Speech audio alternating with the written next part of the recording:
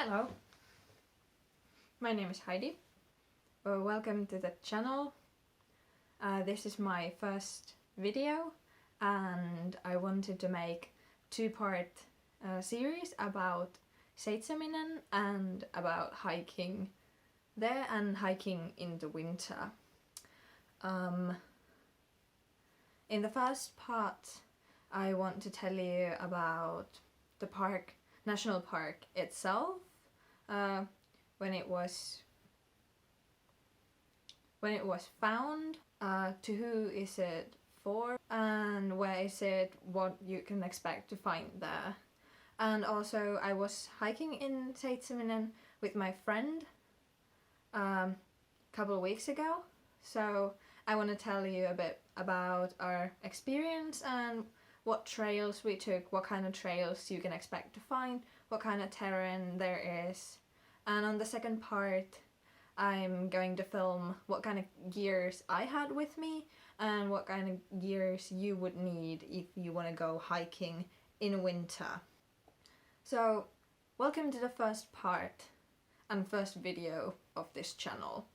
Seitseminen, or National Park of Seitseminen, is founded in 1982, so it is quite old, but not like super old as a national park. But the reason it was protected was the reason that the forest in there is old, and the trees are, there was said that the oldest trees are over 400 years old, and here in Finland that means they have survived 400 winters, because trees grow very slowly in the winter.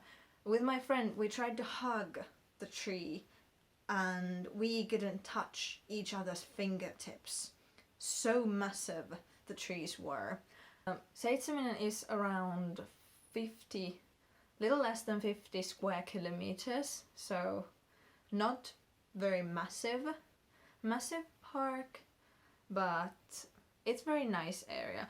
There is around 50,000 visitors yearly, of course more in the summer, less in the winter, and during the pandemic there were a huge increase in the visitors, but it has still stayed very active. And it's a very popular park because its location. It is approximately 1.5 hours north from Tampere, which is, well, that means it's then 3.5 hours north from Helsinki, and it is located in, I have to check the cities or towns. It is located in Ylöjärvi and Ikalinen. Then about the trails, let's see if I can add the picture of the trail here to the video so you can see it. There is a main trail that is 18 kilometers that goes around the southern parts of the park. We didn't take that. We started from Kovero. That is old farm yard or farmhouse yard. So it was built or founded in 1862 and people lived there since 1960s. So it has been empty over 60 years now, but when you walk there and you are freely to walk next to the buildings and see what is like outside. You're not allowed to go inside to the houses, but you can see what life and living looked like 200, 100 years ago. So there's a parking lot right next to that farm, and you can leave your car there and then start. There's 4 trails, if I remember correctly. There is 3 trails and 1 biking trail. And so the longest was 18 kilometers, and then the shorter ones are around 6 kilometers. So they are very good for one day hikes. You can, of course, stay overnight if you want to, but the park isn't so big that you would want to spend there more than 1 or 2 days.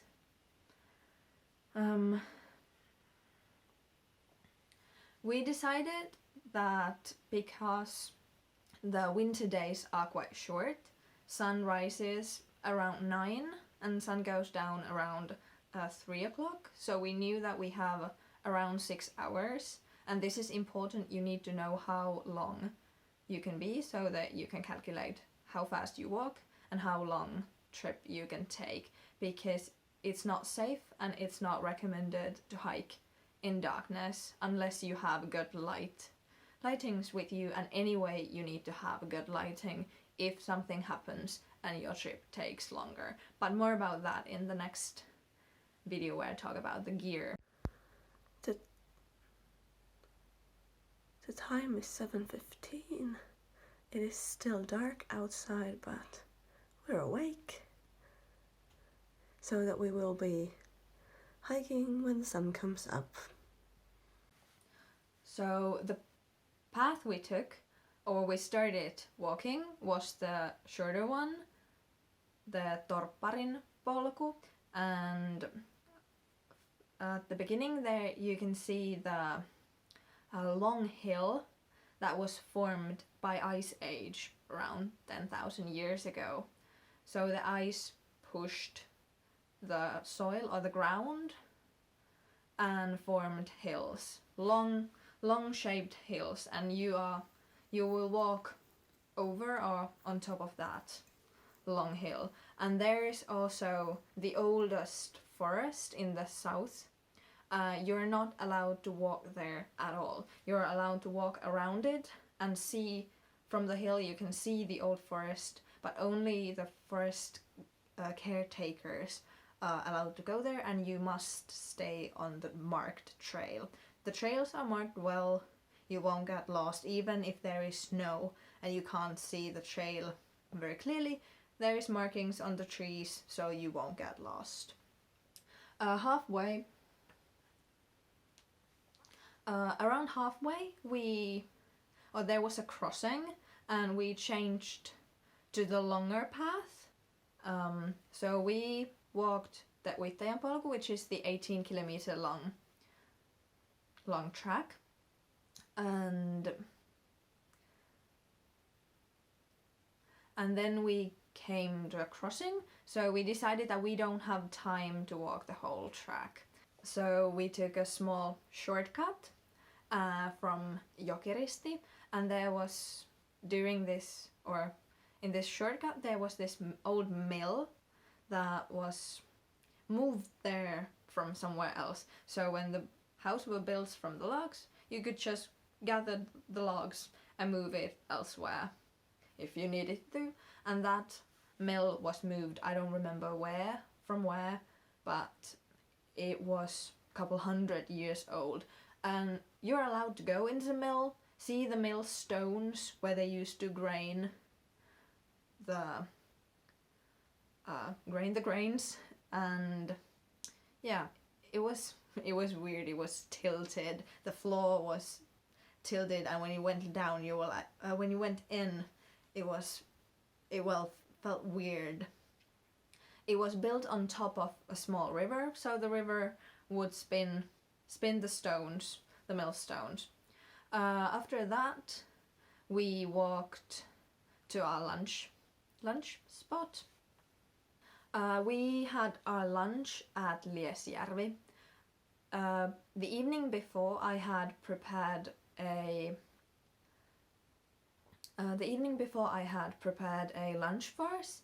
There was some chickpeas, cauliflower, some tomato puree, and then I had to make a small jar where I had put oil and all the spices, so we could just add all the ingredients to the pot, and we had a delicious lunch. It was easy to make.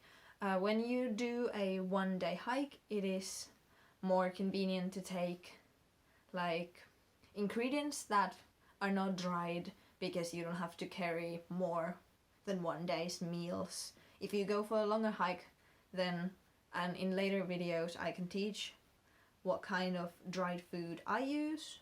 But on this trip we had just this kind of easy and delicious meal. From the lunch, we realized that we have around 2 hours of the daylight left, so we needed to walk quite quickly. So from the Liesjärvi we walked back to the Uittaja track, and we walked all the way back to the Kovero farm. We had a small break at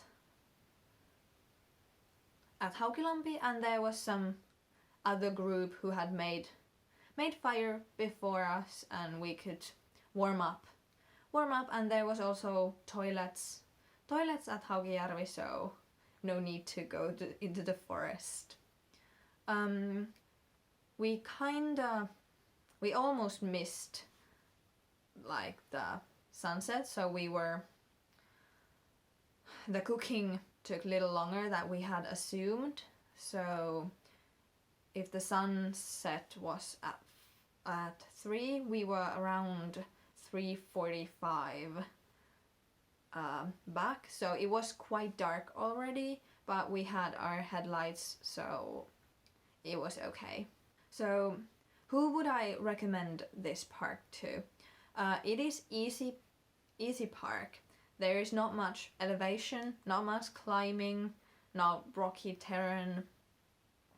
The paths are wide, and of course then there is the separate track for cycling if you want to do that. But Seitseminen is very good for families or people who don't have much experience, so it's a very good place to go for your first hike. For instance, I've been hiking for years, but I still enjoyed it because the forest was so old and there was this kind of ancient feeling in it, and it was beautiful to see.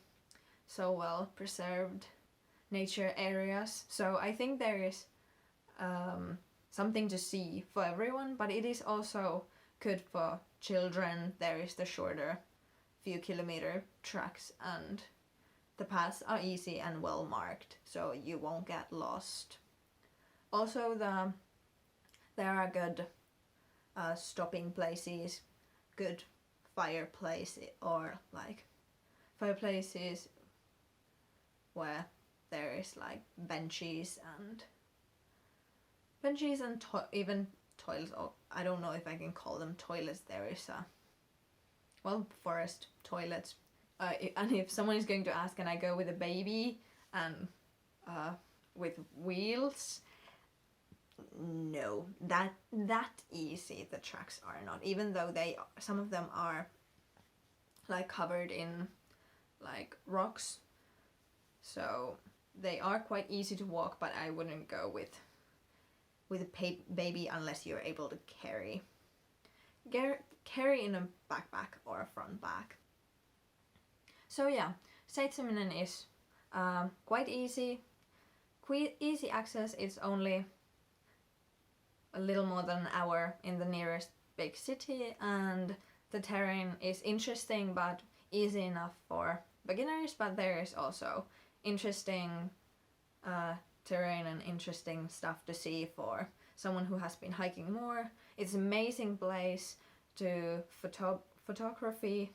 We saw a lot of birds. You can see beaver or other kind of animals.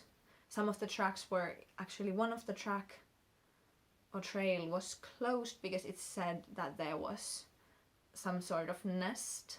We weren't told, but we were quite sure that that was a beaver nest that we weren't allowed to go disturb, well, naturally, but yeah.